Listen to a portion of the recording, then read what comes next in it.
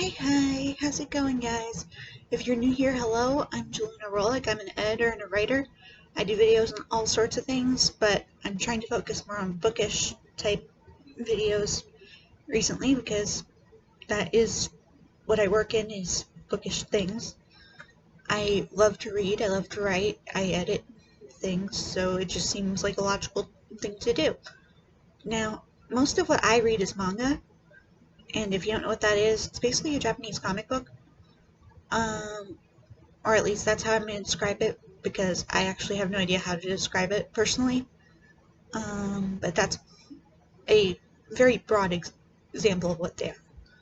Um, Today I'm going to be talking specifically about my five favorite horror manga. Now, I'm saying it's horror manga, but it's actually also got some psychological base to horror. It's a little bit of a mix. Um, I actually have a sixth one for you. I couldn't decide between the last two on my list which one should be number 5, so I'm just giving you an extra. I just didn't feel like writing it in the title. This is actually my second time doing this video. I've done it a couple times now, trying to figure out which way to describe things. I think I finally have it down. So without further ado, I'm going to talk about these manga. But first, if you're new here, think about subscribing. Only if you want to, mind you. Also, a forewarning. This video is going to talk a lot about some very difficult things. I mean, there's a lot of death in these manga, and it plays a different role in each one. So, I just want to warn you right now, if you can't not handle things that have to do with gore or violence or death in general, this is probably not the right video for you. I will tell you to go to a different one. I have plenty of videos that are safe for you. This is not one of them. But honestly, the fact that I can handle it is really shocking, because I get nightmares really easily. I can't watch horror movies. I can't watch horror anime. I can only read manga. That's literally it. Everything else scares me too much, and I end up having nightmares. I don't know why that is. But I'm trying to desensitize, and I find horror manga helpful for that. So, without further ado, let's actually get into the video instead of me blabbering on and on. So, the first manga is called Alive: The Final Evolution. Alive is a very long manga series. I think it's about 18 volumes, I recall seeing on Amazon. I don't remember exactly how many volumes it is, but I personally really love it. It's my favorite manga. Well, my second favorite manga. My first favorite manga isn't on this list because it doesn't fit this list at all. But Alive is about something comes from space, enters human bodies, basically tells them to kill themselves. And some people do, some people don't. The ones that do, well, they die. That's just how death works. If they don't, though, they end up becoming power users, as they're known, and they get a certain power that relates to one of the holes in their heart. Now, the main character doesn't understand any of this from the beginning, but he is one of the power users. He is on a mission to find his best friends, and it's just a very unique adventure that he goes on. But there's a lot of death in this, there's a lot of gore, a lot of blood. I'm not gonna lie, it's honestly very, very violent, and kind of creepy in some ways. Some of the powers are just really creepy. But it's very creative, the way it worked. I love the ending. Well, actually, I so like the ending. The ending was kind of bittersweet to me. But it's a good series. I really like it. I've read it like 7 times, I think. I don't know anymore. But it is my favorite of all time when it comes to horror psychological manga. So I had to put that first. The next one up, and sorry I'm looking over here, but I have a little list written for myself to remind me of what order I want to talk about things in.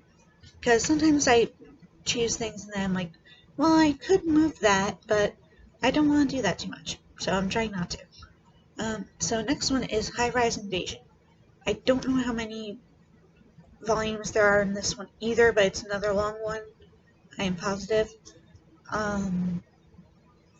This one is about people waking up in a world where there's only high-rise buildings. They're usually on the roof of the high-rise or end up on the roof of the high-rise.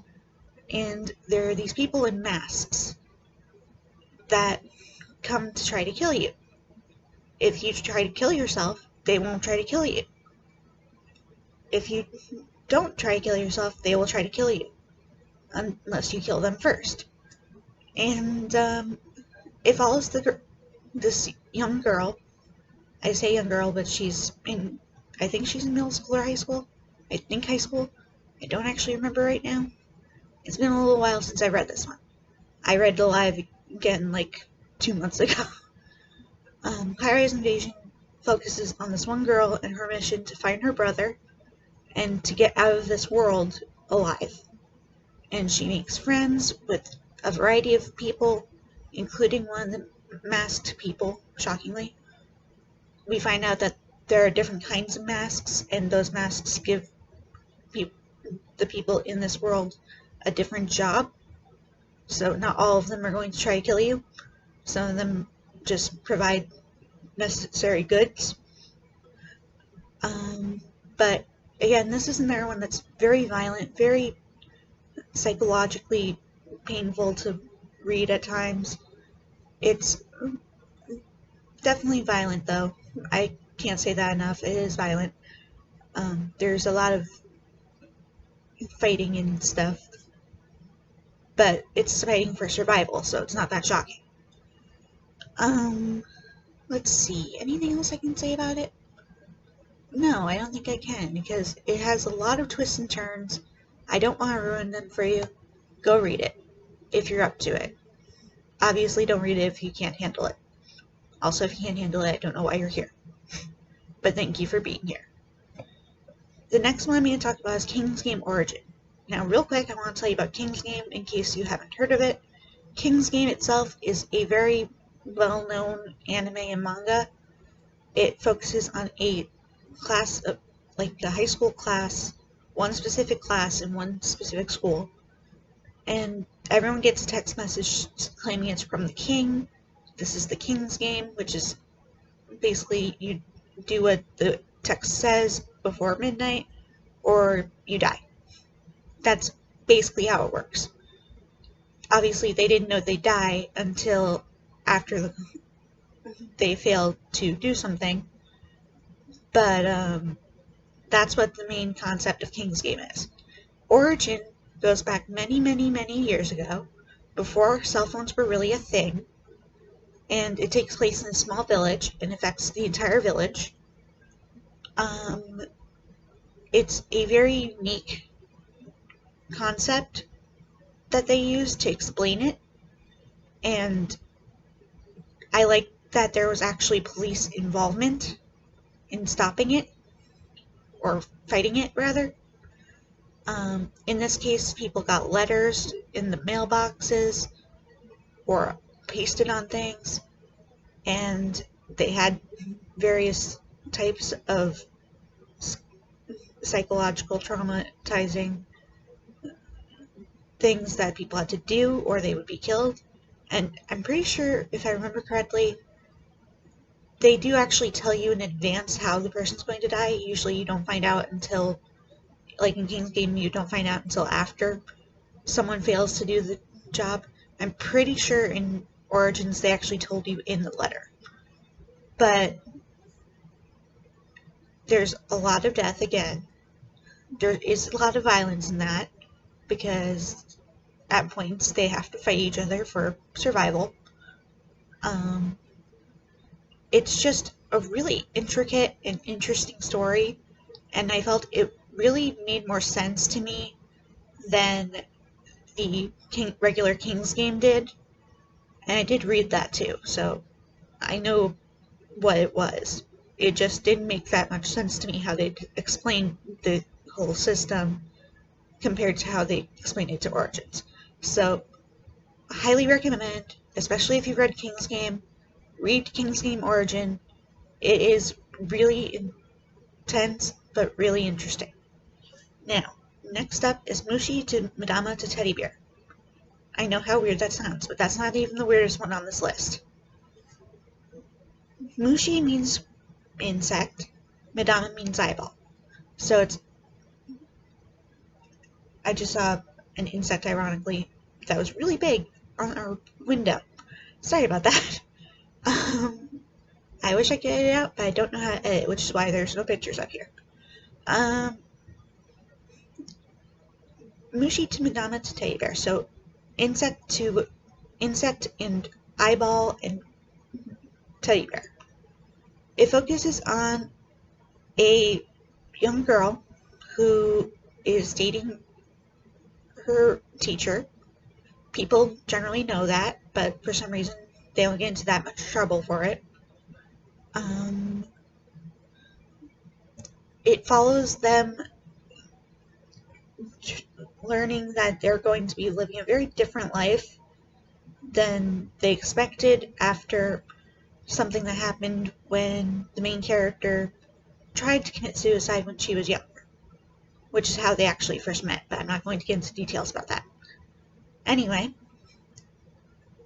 point blank, she ate from the tree of knowledge, or from the forbidden tree, basically, in mythology, like that one Adam and Eve ate from.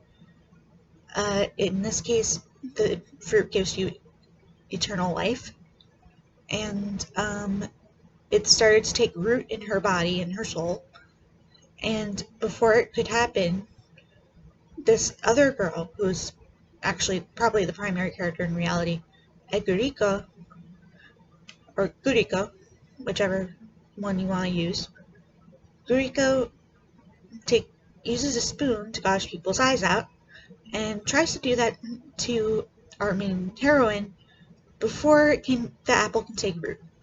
Unfortunately, she failed. So the girl's just sitting there nonchalantly with her eye popped out, and she looks like a total mess.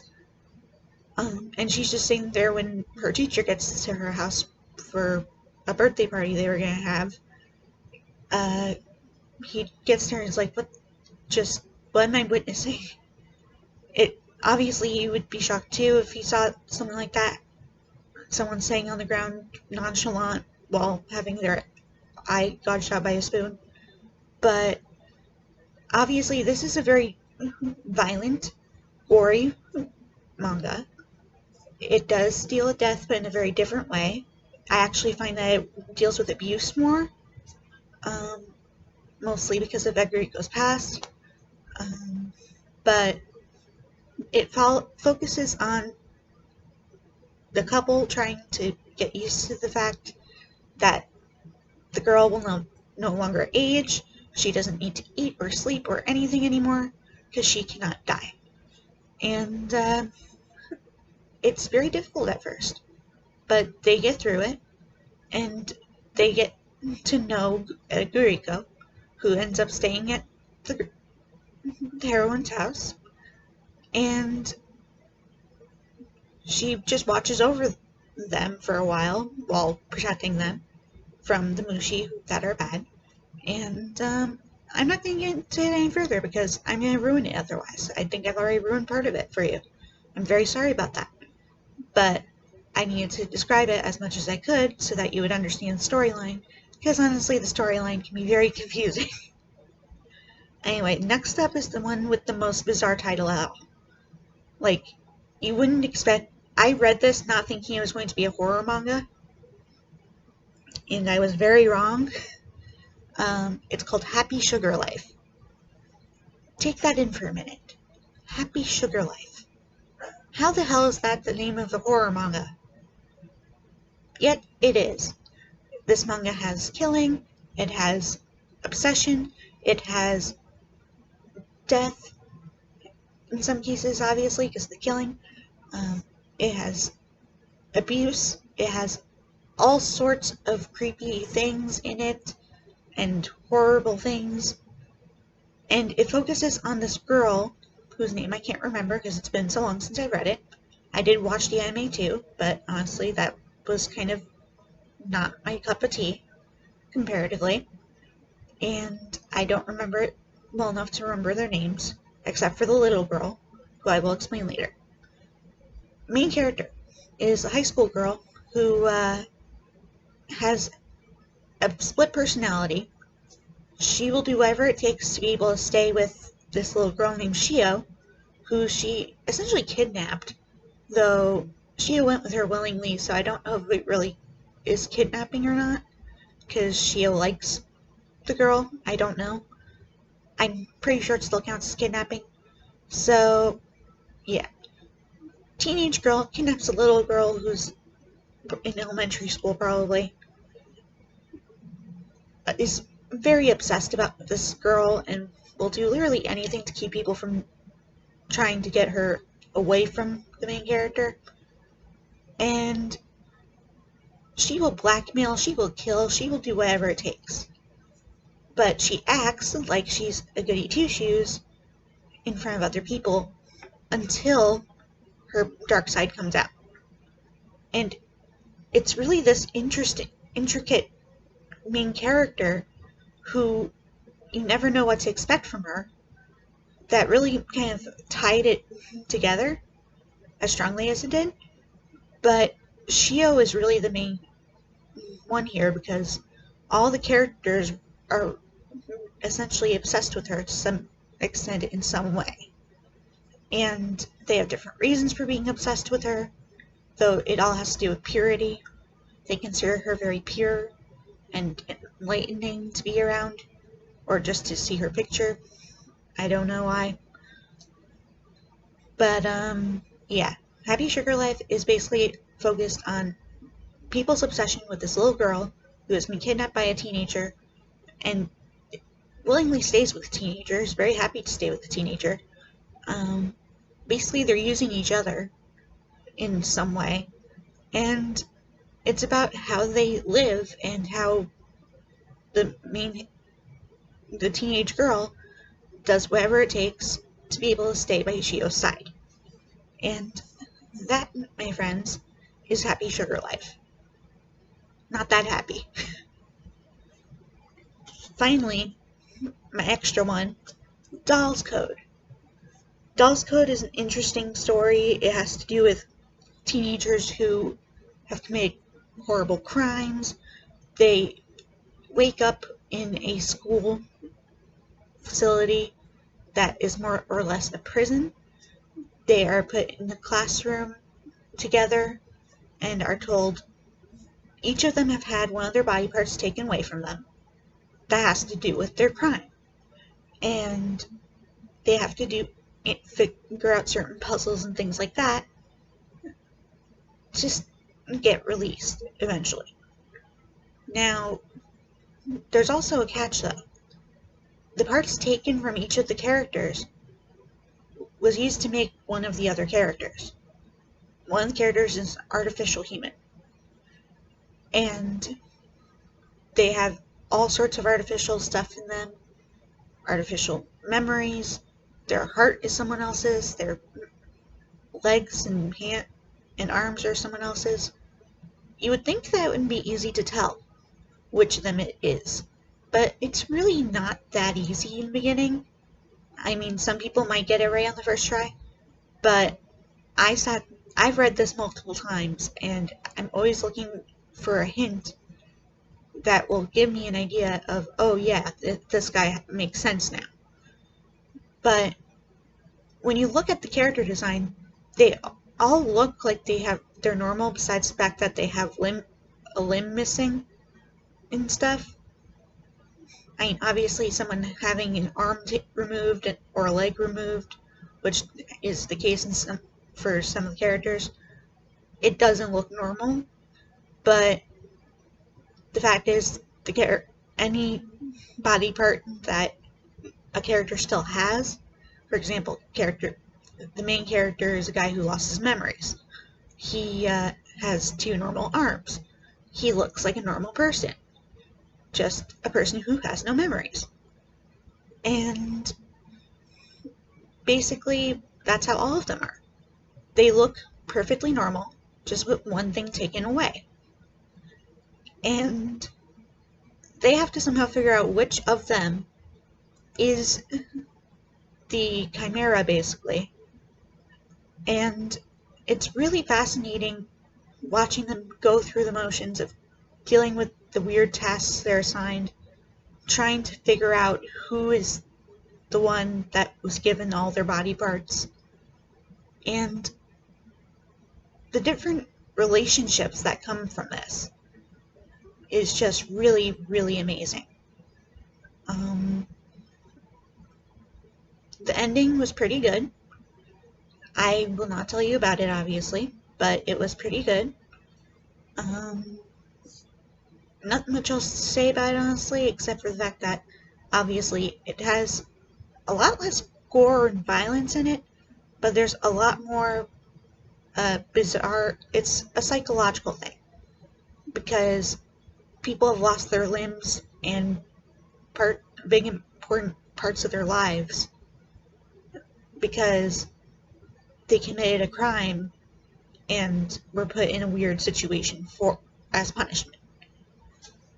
So those are the 6 manga I wanted to tell you about today. Obviously, they're not for everyone. If they're not your cup of tea, let me know. If they are your cup of tea and you end up trying them and enjoying them, let me know too. I love hearing about the kinds of books you guys like to read. If you would like to have me do something like this again with a different genre, let me know in the comments, because I would love to do that, and I probably will do it anyway. But I'd still love to hear from you guys to see what genre you're interested in, or what other things you would be interested in seeing on this channel. So please let me know. I love to hear from you. And with that, I'll leave you to enjoy the rest of your day. Take care, guys.